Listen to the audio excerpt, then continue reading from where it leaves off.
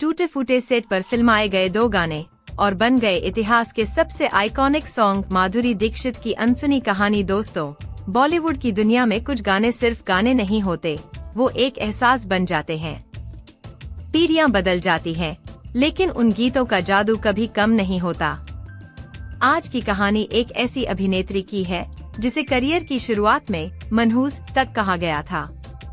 लगातार 7 फिल्में फ्लॉप हुईं। निर्माता निर्देशक उन्हें अपनी फिल्मों में लेने से कतराने लगे, लेकिन किस्मत ने उनके लिए कुछ और ही लिखा था। वो अभिनेत्री थी माधुरी दीक्षित। 1984 में फिल्म अबोध से अपने करियर की शुरुआत करने वाली माधुरी को शुरुआती दौर में संघर्ष का लंबा सफर तय करना पड़ा, लेकिन अगले 6 वर्षों में उन्होंने 4 ऐसी फिल्मों में काम किया जिन्होंने न सिर्फ बॉक्स ऑफिस पर इतिहास रचा, बल्कि उनके गानों ने भी हिंदी सिनेमा को अमर धुनें दीं। ये फिल्में थी तेजाब, बेटा, खलनायक और हम आपके हैं कौन। और सबसे दिलचस्प बात, इन फिल्मों के 2 सबसे बड़े गाने किसी भव्य सेट पर नहीं, बल्कि बेहद साधारण और टूटे फूटे सेट पर फिल्माए गए थे। जब टूटे हुए सेट पर बना 1, 2, 3, 11 नवंबर 1988 को रिलीज हुई फिल्म तेजाब माधुरी दीक्षित के करियर का सबसे बड़ा टर्निंग पॉइंट साबित हुई। फिल्म में अनिल कपूर और माधुरी दीक्षित की जोड़ी थी। शुरुआत में इस फिल्म के लिए आदित्य पंचोली का नाम तय हुआ था, लेकिन बाद में बोनी कपूर की सलाह पर अनिल कपूर को कास्ट किया गया। फिल्म का संगीत लक्ष्मीकांत प्यारेलाल ने तैयार किया था। वैसे तो फिल्म के सभी गाने सुपरहिट हुए, लेकिन एक गाने ने माधुरी की जिंदगी बदल दी। वो गाना था 1, 2, 3। इस गाने ने माधुरी को रातों रात स्टार बना दिया। लेकिन क्या आप जानते हैं, माधुरी ने खुद एक इंटरव्यू में खुलासा किया था कि जब इस गाने की शूटिंग हुई, तब जिस बड़े सेट पर इसे फिल्माया जाना था, उसका अधिकांश हिस्सा तोड़ा जा चुका था। सिर्फ एक छोटा हिस्सा बचा था। रात के करीब 3 बजे शूटिंग शुरू हुई और सुबह 6 बजे तक लगातार फिल्मांकन चलता रहा। टूटे फूटे सेट और सीमित संसाधनों के बीच फिल्माया गया यही गाना बाद में हिंदी सिनेमा के सबसे यादगार गीतों में शामिल हो गया।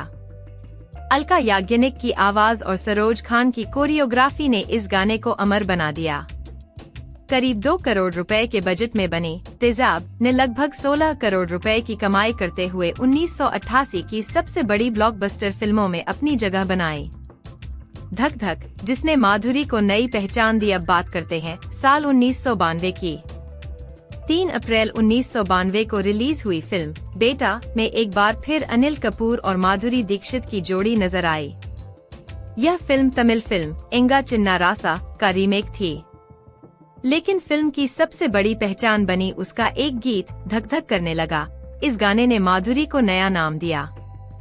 पूरा देश उन्हें धक धक गर्ल कहने लगा। दिलचस्प बात यह थी कि यह गाना फिल्म की शूटिंग पूरी होने के बाद फिल्म में जोड़ा गया था। और इससे भी ज्यादा हैरान करने वाली बात, जिस गाने को आज लोग भव्य रोमांटिक गीत समझते हैं, उसे किसी विशाल सेट पर नहीं फिल्माया गया था। यह एक साधारण गार्डन में मामूली डेकोरेशन के साथ रात के समय शूट किया गया था। सरोज खान की कोरियोग्राफी और अनुराधा पौडवाल-उदित नारायण की आवाज ने इस गाने को अमर बना दिया। बेटा उस दौर की सबसे सफल फिल्मों में शामिल हुई और लगभग 23.5 करोड़ रुपए की कमाई की। फिल्म ने 5 फिल्म फेयर अवार्ड अपने नाम किए। चोली के पीछे और विवादों का तूफान 6 अगस्त 1993 को रिलीज हुई खलनायक अपने समय की सबसे विवादित फिल्मों में से एक थी। संजय दत्त उस समय कानूनी विवादों में घिरे हुए थे। फिल्म के खिलाफ प्रदर्शन हुए। कई लोगों ने इसे बैन करने की मांग की, लेकिन सुभाष घई ने जोखिम उठाया। और फिर आया चोली के पीछे क्या है। गाना विवादों में घिरा, लेकिन जितना विरोध हुआ, उसकी लोकप्रियता उतनी ही बढ़ती चली गई। बताया जाता है कि फिल्म के ऑडियो कैसेट पहले ही सप्ताह में 1 करोड़ से ज्यादा बिक गए थे। करीब 4 करोड़ रुपए के बजट में बनी इस फिल्म ने लगभग 21 करोड़ रुपए का वर्ल्ड वाइड कलेक्शन किया और ब्लॉकबस्टर साबित हुई, जब हम आपके हैं कौन ने बदल दिया बॉलीवुड। 5 अगस्त 1994 को रिलीज हुई हम आपके हैं कौन सिर्फ एक फिल्म नहीं थी, बल्कि एक सांस्कृतिक क्रांति थी। सलमान खान और माधुरी दीक्षित की इस फिल्म ने भारतीय परिवारों को फिर से सिनेमा घरों तक पहुंचाया। फिल्म में कुल 14 गाने थे, जिनकी कुल अवधि लगभग 71 मिनट थी। इनमें सबसे लोकप्रिय गीतों में शामिल था दीदी तेरा देवर दीवाना, लता मंगेशकर और एसपी बालासुब्रमण्यम की आवाज में सजा यह गीत आज भी हर शादी की जान माना जाता है।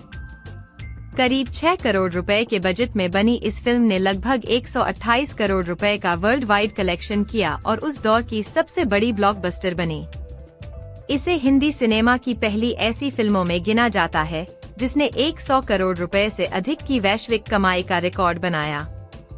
दोस्तों, यह कहानी सिर्फ माधुरी दीक्षित की सफलता की नहीं है। यह कहानी उस संघर्ष की है जहां एक अभिनेत्री को मनहूस कहा गया, लेकिन उसी अभिनेत्री ने अपने हुनर, मेहनत और अदाओं से बॉलीवुड पर राज किया। टूटे हुए सेट पर फिल्माया गया 1, 2, 3 साधारण गार्डन में शूट हुआ, धक धक करने लगा। और फिर चोली के पीछे क्या है और दीदी तेरा देवर दीवाना जैसे गीत, इन सभी ने मिलकर माधुरी दीक्षित को हिंदी सिनेमा की डांसिंग क्वीन बना दिया। आज भी जब ये गाने बजते हैं तो सिर्फ कदम नहीं थिरकते, बल्कि 90 के दशक की सुनहरी यादें भी ताजा हो जाती हैं। अगर आपको बॉलीवुड की ऐसी ही अनसुनी प्रेम कहानियां, दिलचस्प किस्से और आइकॉनिक फिल्मों के पीछे छिपी सच्ची दास्तानें पसंद हैं, तो VK romantic love story channel को जरूर सब्सक्राइब करें, क्योंकि यहाँ हर कहानी में होता है प्यार, संघर्ष और इतिहास का अनोखा संगम।